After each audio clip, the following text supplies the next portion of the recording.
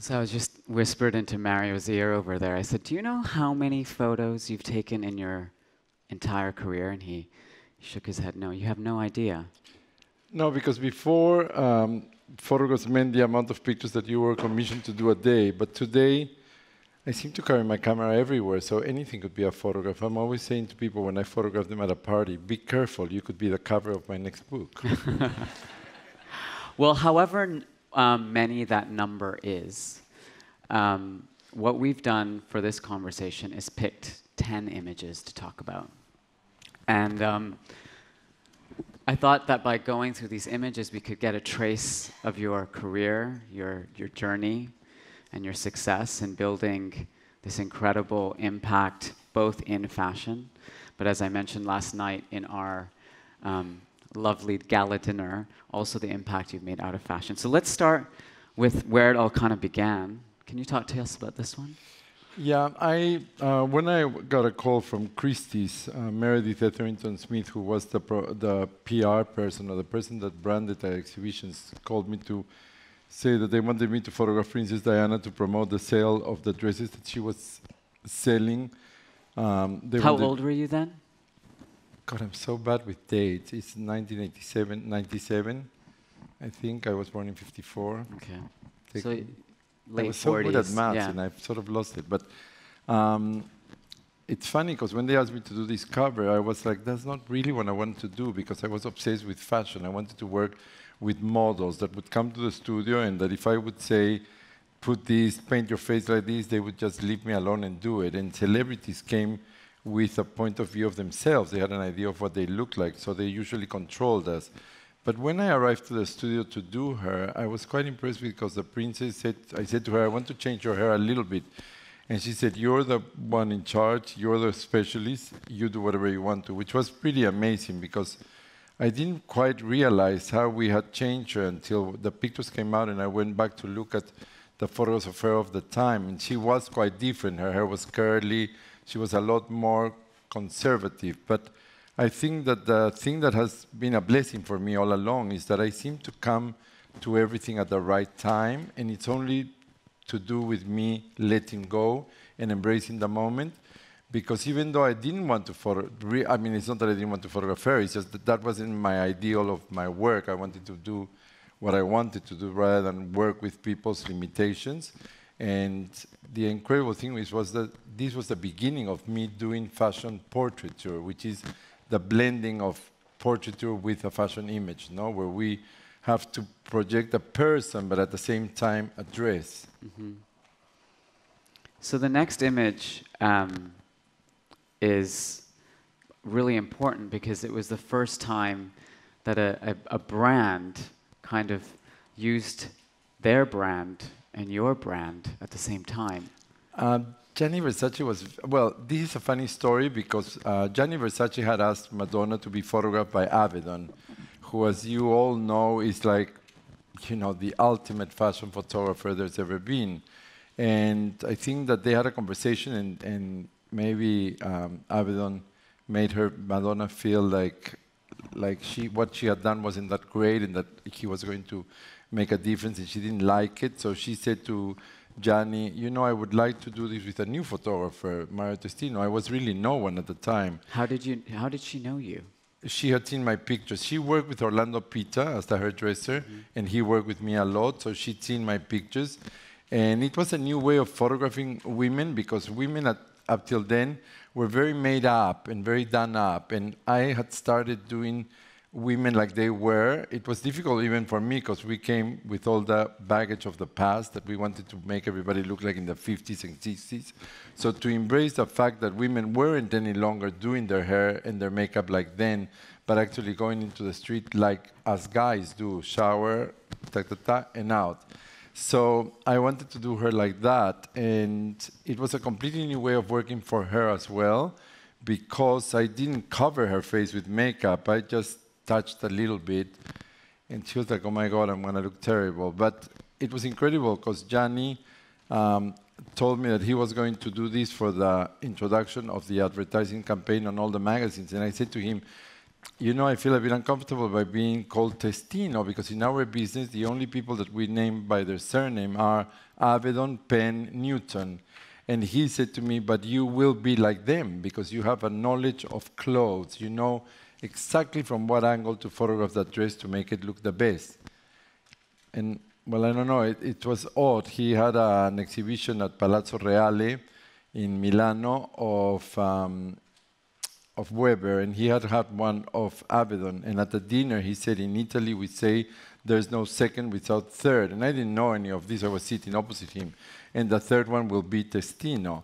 And he passed away not long after that. And amazingly enough, Franco Sozzani for Italian Vogue had me do a show in that museum some years later. So he was really, he had a lot of vision, no? Did you know back then, I mean, the idea of photographer as a brand is, you know, it's quite an unusual thing. And I think of all the photographers, there's very many well-known photographers, but I wouldn't say there's very many, you know, photographers who actually become a brand. Did you even know back then that this was going to happen? I didn't, but you know, in the 90s, the world became obsessed with models. And after a while, models couldn't do more interviews or couldn't talk more. So the press decided to look around the model. Who else could talk? And I will never forget this because it was the beginning of TV channels going to fashion shows. So after the show, they all needed to interview somebody, and they were desperate to grab somebody to talk. And the photographers were like, I'm not talking. Mm-hmm. And I said, well, I actually speak 5 languages. So there was a queue of TV cameras interviewing me. And I just realized, you know, a beautiful photograph is worth so much, but a beautiful photograph and a name is worth more. And the truth is that I am a photographer by pure chance. We go back to this thing of listening to life and going with what life brings you. I went to economy school, my first school. My second university was law. I mean, I wasn't enchanted by the surroundings or by the idea of me being that. But I never thought of being a fashion photographer. But I guess in a way, I see fashion photography as a business. I mean, I'm lucky to have taste maybe or an eye or know about clothes, know about beauty, know how somebody will look better or not. And but at the same time, I like the idea that a fashion photograph has a purpose, that is not just to be pretty. It has to create desire, it has to sell, it has to build a brand, it has to, I don't know, sell, you know, it has to make people want to leave their house and go to the store. And I thrive on that. I thrive on the association of art and commerce. Mm-hmm. Well, it's an interesting segue to our next image, which is maybe one of your most well-known images, and the next one as well. Let's advance to that one.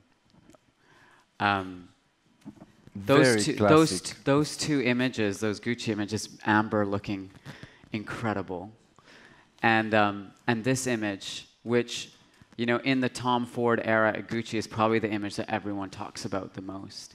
These images were so important in just defining the aesthetic of the 1990s. Can you talk about, like, how did you guys come up with? You worked with Karine Roitfeld and Tom Ford. I worked with Karine at the time as my editor, and Tom Ford came to see us one day in the studio because he wanted us to do his Gucci campaign. And funnily enough, even though I didn't have much work at the time of advertising, I wasn't that excited about doing it because Gucci had an image that felt a bit dusty. And the first campaign we did was still not the Tom Ford that we see today. It was a Tom Ford also dealing with the past of the company, because it was like skirts with flower pots and marigolds, and it was classic. I mean, I enjoyed doing it a lot because he was the first one to allow me to put men in the campaigns. At the time, it wasn't really a thing of having men in the pictures, and I quite like the idea that a brand exists in every aspect, not just on the woman's clothes or on the men's clothes, but on everything. On it, you know, I always think that you have to project what the brand would be if they did interiors. You know, for me, these images were done. My brief to my location scouter in Los Angeles was that they had escaped to make out in the grandmother's house, which was decorated 20 years before, and it had already had a bit of decay, but you could see that the materials that had been used were of a certain level. For me, Gucci was the marriage between Italian aristocracy with American money, which in a way was what the company was doing at the time, because they brought Tom Ford from Texas to design this really classic company. And the thing that I don't know, it reminded me a lot of my youth, because we had to do everything in hiding. You know, you always had to find where to make out, because we all lived in our families' homes. So it wasn't like you had freedom. Even, you know, I have friends that still live at their families' places now, at whatever age we are. So what really impressed me the most of this campaign was that this photograph wasn't allowed to be published in some countries, but it's a very innocent photograph, because all it is... How is it innocent? Because it's only hair. I mean, what is so bad about hair? It's only hair shaved into the form. I mean, it has Whose idea was that? Well, what happened at the time was that I was doing a lot of nudes. You know, I did a lot of men before this, and I don't know, I always think that men define a lot of our fashion. The men's fashion shows happen before the women's, and you already get a glimpse of what fashion is going to do then. So I was photographing a lot of men, and this was the beginning of men tattooing themselves and men shaving themselves. You know, I mean, today, anybody that gets undressed at a shoot, and that happens often with me, is usually fully shaven, you know? But my generation wasn't like that. I never thought of trimming, shaving was like something else. So talking to Karina, I said to her, you know, I'm obsessed with this idea of people shaving themselves, men being... you know, vain enough to trim or shave, and shaving their girlfriends. We've done some photographs. I used to work with a Puerto Rican girl, Astrid Munoz, and every day we thought she looked like Bianca Jagger, and every day she'd arrive and said, oh my God, what are you going to make me do today? Because one day the guy was licking her armpit, the next day she was shaving, you know. A little bit funny ideas we had. Karina and I had a very funny sense of thinking in a similar way. Yeah. We were born the same year, we like clothes, we like glamour, and we like sex. Even though often at night we would be talking in our rooms like doing nothing, but the idea of it seemed exciting. And so that's how this idea came, you know, for the conversation. We always wanted to do an extra image at the end of the campaign. You know, they tell us you have to do these images. So I said to her, let's always do one image that is our image, you know. So this was our image. It's great. Okay. The next image is also really notable because of your regular work with Vanity Fair magazine. And many people will probably recognize this as a cover story image. You know, the connection that you made between fashion and Hollywood has become a really defining element of your photography as well. I mean, how did that happen? Well, I don't know. I noticed one day after I'd photographed Madonna and Princess Diana, a lot of actresses started calling me. And it's really funny because as I said before, it wasn't what I wanted to do, but I just embraced it because I thought it's happening. Little did I know that it would become the thing of our business, where, I mean, Giselle is a funny example. When I found Giselle, I became obsessed with her. You know, I get these obsessions with girls. Like, she was like somebody had turned the light on in the room the moment she walked in the room, so much life, bubbly. I've always been obsessed with Brazil. She was Brazilian. But at the beginning, nobody wanted her because she wasn't wavy enough, like the girls at the time. Little would we know that a year later, the editors would call me and say, oh my God, how can I get her to do the cover? Because without her, we won't sell any magazines. And the same thing happened with actresses. You know, all of a sudden, actresses were the essence of sales. You know, if you had an actress on a cover, you would sell a certain amount of issues. If you had a model back then, you wouldn't. Thank God now it's changing back, you know, because of the girls' power that we were talking before, or Amber was mentioning how girls today have such power. So it's back to the models, you know. Now we need the Gigis, the Kendalls, they're the ones with the power. Mm-hmm. But for a while, Hollywood had that power because models weren't interested in carrying on being models after the shoot. Mm-hmm. Models in the 90s left the studio and they kept their makeup and their hair to go to the party. Girls afterwards, in the early 2000s, they cleaned their face, put the jean with holes, and didn't want to be recognized. So the attention went back to actresses. And now it's coming back because the girls go after a shoot and carry on living that moment in real life. The next set of images, it's a bit of a cheat because there's, we're going to move to the next one. It's 3 images, all of Kate Moss, but interestingly, all for different editions of Vogue. And Vogue has become a, a thing in your career. I mean, you've done entire issues. But there are different Vogues. Yes, there are different Vogues. English so Vogue, let's talk about American them. Vogue, Yeah. French Vogue. You see, Vogues are like brands. If you go to American Vogue, you have to take into consideration your consumer. We're back into our readers, because there are different societies. Even though Vogue is a brand that really conveys excellency at the highest level. I mean, I don't know if there's people from other magazines here, but the truth of the matter is that magazines don't manage to get to that level of Vogue. They have a really high level. The way they train us, I mean, I am one of their students because I started I started with Harper's, but then went to Vogue, and they do train us in a wider way. And what I've learned is that you've got to embrace your readers. The American readers are completely different to the French, they're completely different to the British, they're completely different to the Chinese. And unless you embrace that, you can't stay within that magazine, And I sort of switch a button on and off because England is all about imagination, creativity, individuality. America is all about elegance, purity, a little more commercial in a way, And France is about elegance, chic, couture, So if you embrace that, you flow through them. And I have to say, fashion editors for us, photographers, are the most important elements in our work because they are the ones that push us, retain us, contain us, help us, hold our hand through the insecurity of creating an image. I know it's really hard to choose, but is there one fashion editor that you've worked with that kind of pushed you the most? I have to say, Karine was the most pivotal. Pivotal, yeah. Pivotal, because she came in a moment when people didn't want me at all. I was like a persona non grata in the business. People would see me at the shows and almost turn away from me, not to have to say hello to me, because I had been at the top, then I went to the bottom. And Karine brought me back by making me me. She said to me, you're not English, you're not American, you're Peruvian, and you have to go to your essence. And I realized that my essence was all about the body. I am quite obsessed by bodies, by nudity, because I'm obsessed by how some people can be made so perfect. I mean, you look at Amber Valletta sitting here, and you're like, when will she look wrong?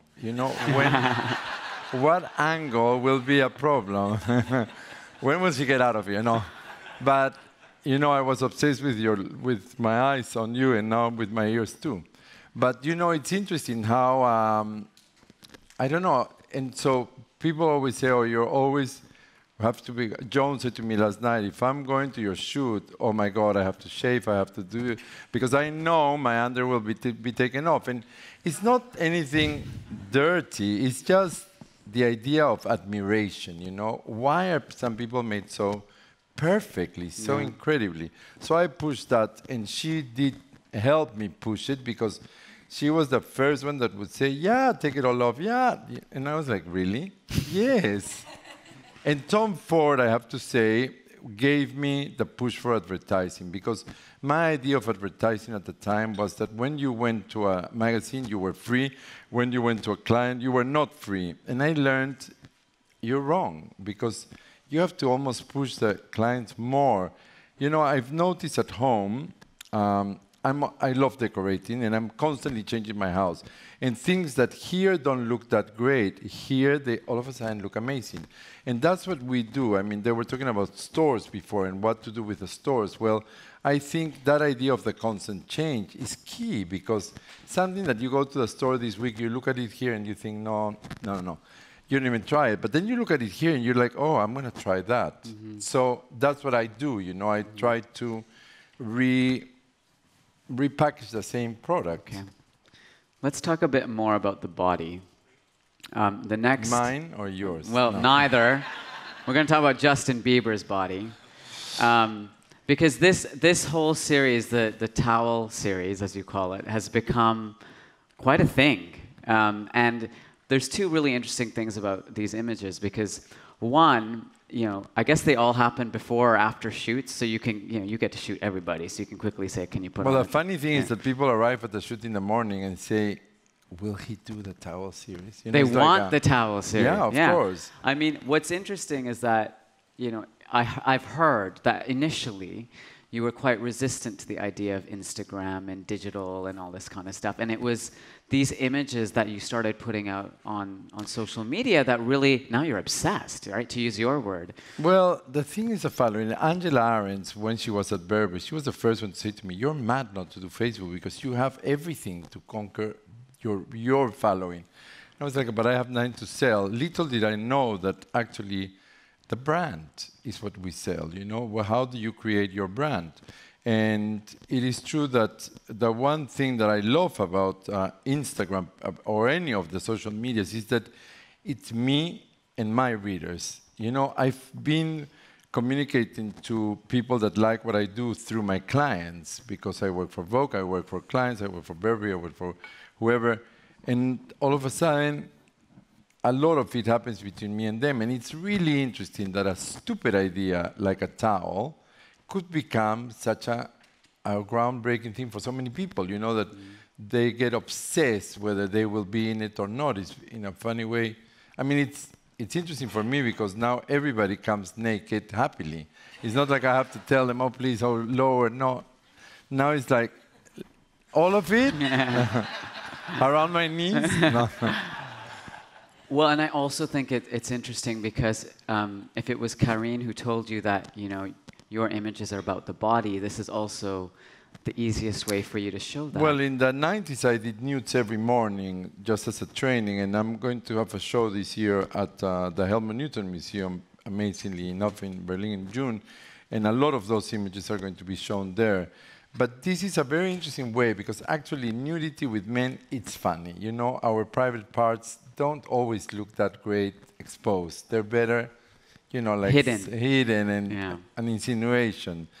But so the towels have been perfect because they really define a person. In a woman, you cover the hair and all of a sudden they're goddesses, they're queens, And in men, the lower you put it, they're kings, lions. I think the next image is really interesting too because her name has come up so many times in our conversations over the past 24 hours.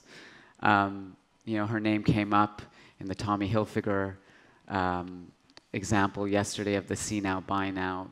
Amber was speaking about Gigi Hadid as an example of a new kind of role model. And, this image of her with Zayn Malik, over your career, you've had a role in helping to create these supermodels. And Gigi Hadid is undoubtedly now in that small group of real supermodels who are able to not just drive, or help create a beautiful image, but who are able to drive a business.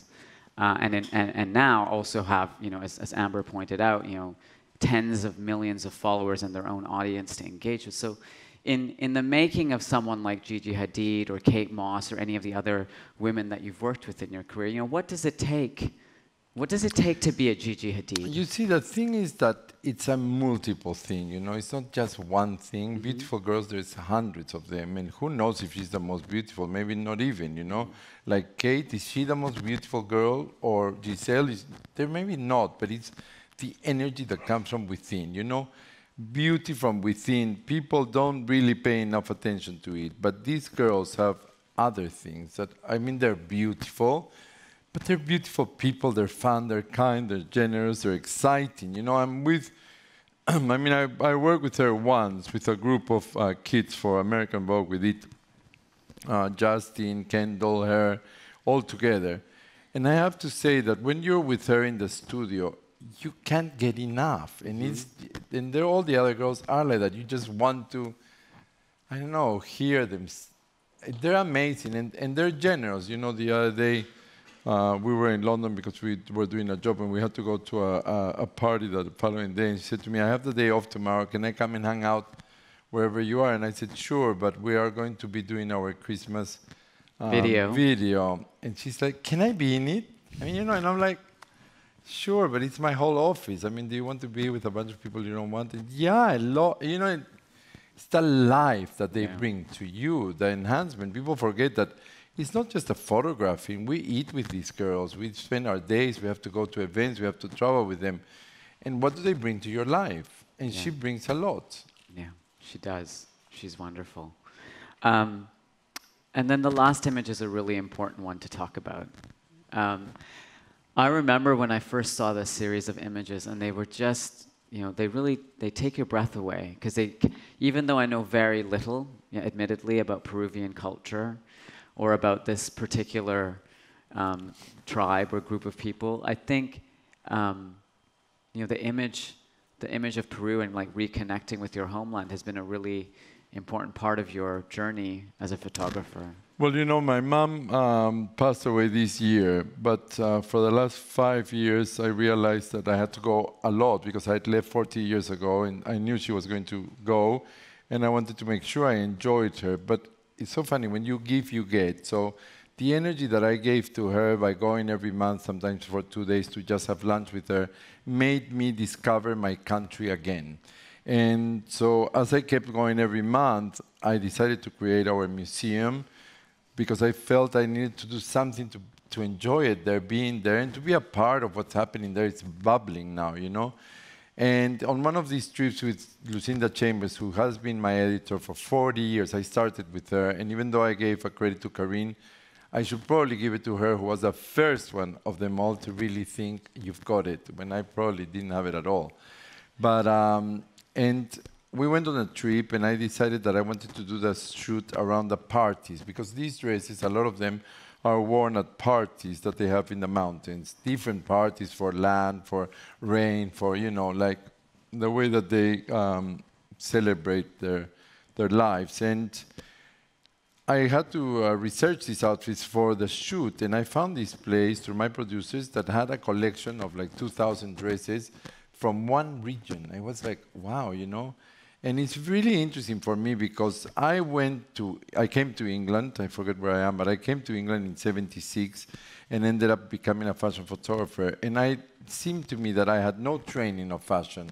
But discovering this, I realized I have a lot of training in fashion because my country has this. We've been exposed to this all our lives. It's just that nobody had ever stopped and looked at it and photographed it isolated from the environment, to really look at the actual dresses, the colors, the shapes, and the stance of these people, the way they hold themselves. And I started realizing that I was discovering who I was and where I came from, and I felt it was the right moment for me to present it and to show it to the world. And what was really interesting is that when I showed this in the museum in Lima, my team were a little bit uncertain because Peru is a land of foreign people that have come from many different places, and they did look down at the indigenous people. And all of a sudden, this exhibition made people feel proud of who they were and what our country has. And instead of carrying on looking at the outside, they started looking at the inside, which I think is to do with our lives today. No, we need to sort ourselves out before we help or before we give. And it's been really amazing for me, this work, because it's brought me back to my roots. And it led partially, or maybe entirely, into thinking about creating this foundation and museum. Well, I think that I've been abroad long enough to understand that nothing is a given, you know? If I've reached this level, I don't think it's for me to have more houses, more art, more objects, more clothes, because truly my closets can't fit anymore, the clothes I have, and I don't get to wear them. So I think that it's a time to give back to my community, to what did Peru give me to be who I am today. Because if I'm different to the rest, it's not because I've lived in England or because I've been to New York or been in Paris. It's because of how I've been raised and what my what my background has given me. And I think it's good that I go back and give back, and it's my opportunity to really share opportunities I have that I don't need with other people that might benefit from it. Yeah. Well, Mario, we're so honored to have had this moment with you and to have had that amazing dinner last night inspired by that photo. And thank you so much for my award. It's really well, it's amazing. well deserved. You know, I think that's what Voices is about. It's about connecting the dots between fashion and the wider world, and you've really done that. So congratulations. And thank you for the conference, because it's made me learn a lot of things I didn't know, and made me think of how I'm doing things. Why am I doing them? Where should I go? What should I do? Great. You'll come back next year? Of course. All right. All right. Thank you.